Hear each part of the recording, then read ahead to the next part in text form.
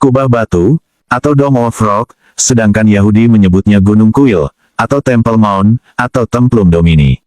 Dibangun pada masa pemerintahan Umayyah sekitar tahun 691 Masehi. Letaknya di seberang Masjid Al-Aqsa. Walaupun dibangun oleh pemerintah Muslim, namun, seperti halnya Al-Aqsa, kubah batu juga mempunyai sejarah panjang, yang bersinggungan dengan tiga agama, yakni Islam, Kristen dan Yahudi. Di dalam kubah batu, ada sebuah pagar cukup tinggi, yang melindungi sebuah permukaan batu besar.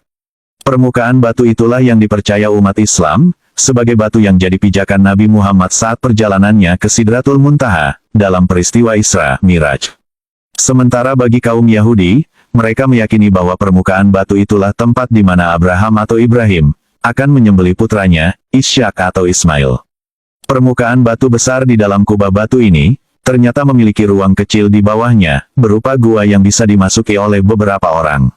Saat ini, gua tersebut dijadikan tempat sholat dan berdoa oleh umat Islam. Bagian bawah gua ini juga disebut-sebut sebagai lokasi bekas kuil Yahudi yang telah hancur. Di tempat itu diduga terdapat sumur jiwa atau Well of Souls. Ternyata, ada gema yang terdengar dari bawah gua ketika permukaan atau lantai gua tersebut diketuk. Berikut ini adalah beberapa mitos yang berkembang di kalangan masyarakat terkait Well of Souls tersebut. 1. Kaum Talmuds mempercayai Well of Souls adalah pusat dunia, di mana di bawahnya terdapat pusat air dengan debit sangat besar, dan bisa menimbulkan banjir bandang jika ada pecahan pada sumur. 2. Muslim di Yerusalem mempercayainya sebagai gambaran sungai yang mengalir di surga. Konon, jika menempelkan telinga ke dasar gua, kita bisa mendengar suara air mengalir deras. 3. Bahwa inilah sumur kehidupan, tempat jiwa-jiwa yang akan terlepas ketika hari penghabisan nanti. 4.